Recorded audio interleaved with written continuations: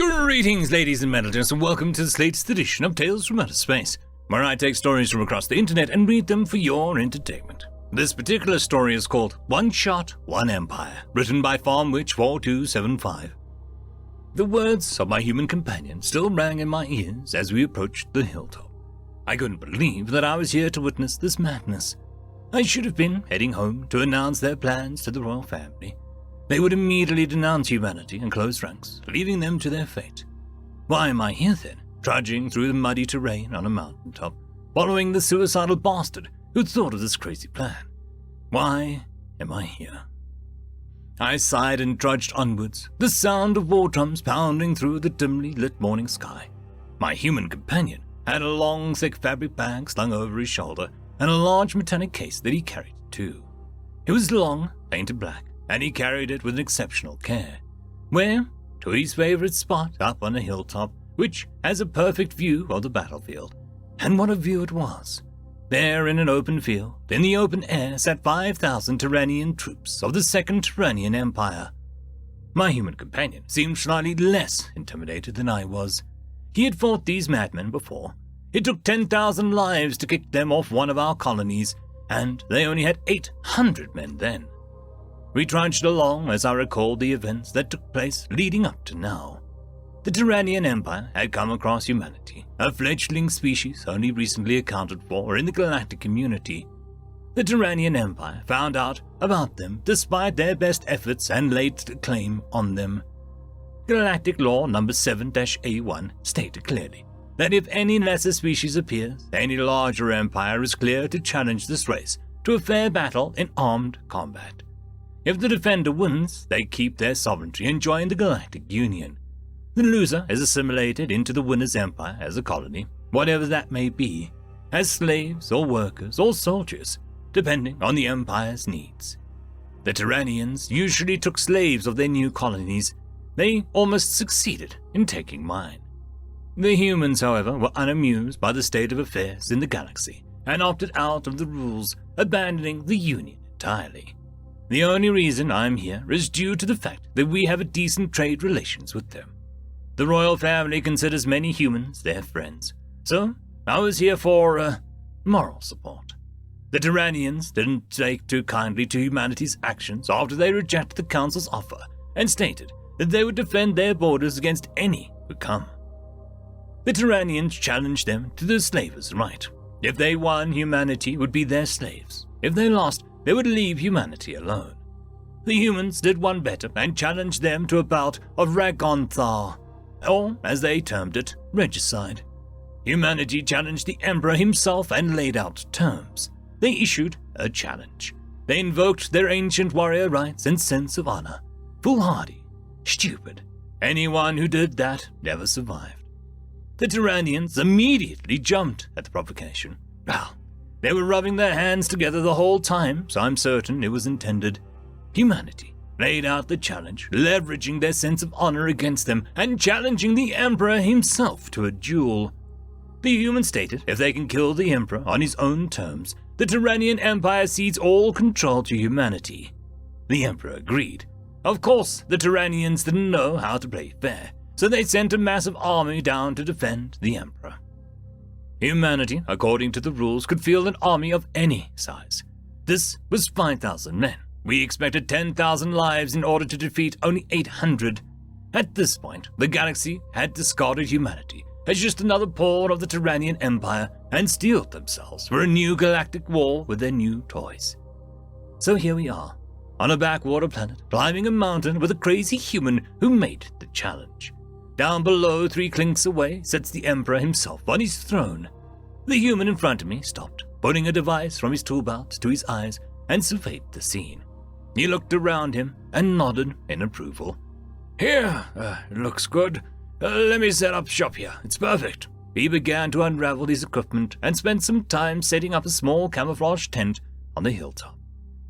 He carefully set the tent up, using various debris like rocks to help flatten his base out a bit, and used a device called a spirit level to check his accuracy of his measurements. He lay flat on his belly to check his comfort, or something, and started collecting debris from the surrounding area to cover his tent with. Why are you, covering your tent with branches. Is it not uncomfortable enough? I asked quizzically, trying to hide my own form behind the line of bushes on the hill. I take it your species has no concept of camouflage then. I'm hiding, not making myself comfortable. Need to be sure they can't see me until after I take my shot, he said, and checked his surroundings once again. You cannot be serious. Shot? What shot? You need artillery released by a battlecruiser to take them down. Believe me, we've tried that. You humans are insane. I almost yelled at him. He simply sighed in response. I understand you are distressed, but would you please be so kind as to keep your voice down? Thank you. I watched in fascination and dread at the sight of the human opening the long black box that he had and pulled out some kind of weapon. It was as long as he was tall. What in the goddess's name is that? I asked as I looked at it carefully. It had such a strange design. I was surprised that he could even carry it. M400 Peacemaker, a direct descendant of the JTAC 48. That was the M200 Intervention. Beautiful, isn't it? Handle, stock, mount, and bipod are all custom-made with recoil-absorbing polycarbonate and heat-treated ceramics to give it a nice, light weight, despite the size. Each pressure-treated titanium body and barrel with a chrome plating. The gun itself is Gauss-assisted. This one I'm loading with this, he said. Is that, what do you humans call it, a bullet? What even is it? I asked as he handed me one of the two that he had on him. It looked odd, a strange cylindrical object tapering off to one end with a strange blue glow to it. That is a 50 caliber Gauss round, primed for anti-tank warfare. It has a small amount of C4 as its base charge, and uses the Gauss effect in the rifle to accelerate faster. Also, it is a shaped charged warhead like an RPG. The tip will detonate a small warhead, which will force a small cone of molten metal at the target surface. Normally we use this as pinpoint shells to fight tanks or gunships, but, well, here we are, he said calmly, checking his weapon with care. You only brought 2 bullets. There are thousands down there. I know. And the rules say I only need to kill 1. Therefore, I only need 1 bullet, he said, and racked the loading mechanism on his rifle, readying a shot. Shooting the smug bastard's head off would be quite funny. I think, as retribution when I have control of the Empire, I'm going to order his men to shoot themselves, he said, a crooked, menacing smile appearing on his face. You cannot be serious. Why? I am supposed to be with my daughter today. It's her 1st birthday. I was supposed to be teaching her how to swim.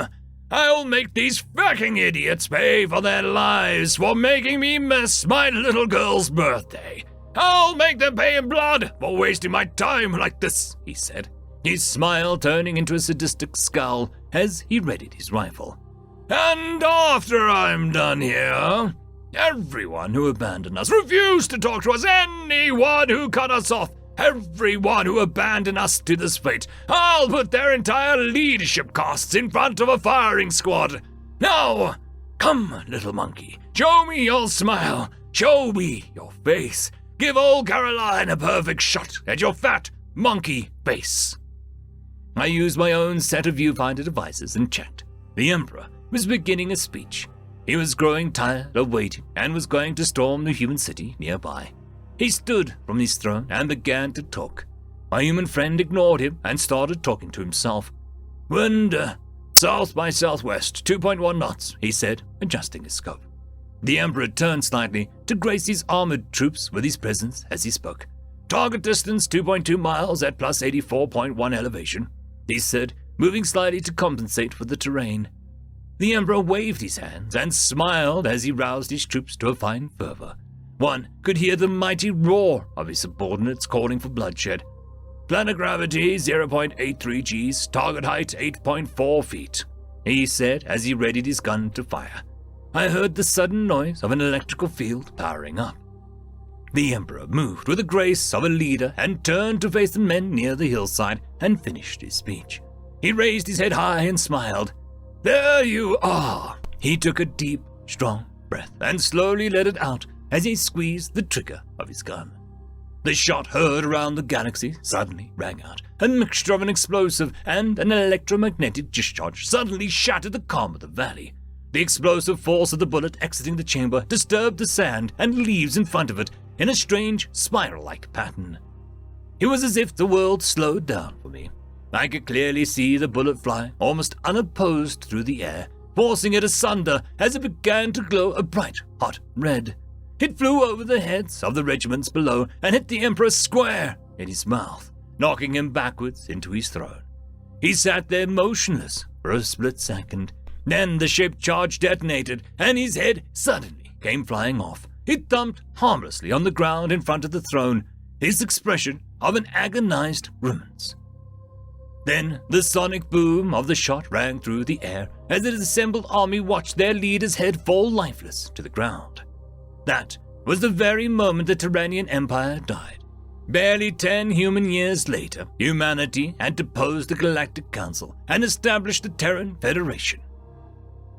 End of story.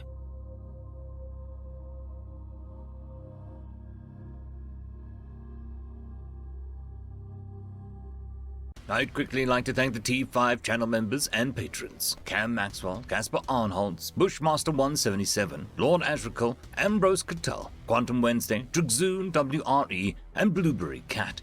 Thank you very much for the support. It is super appreciated.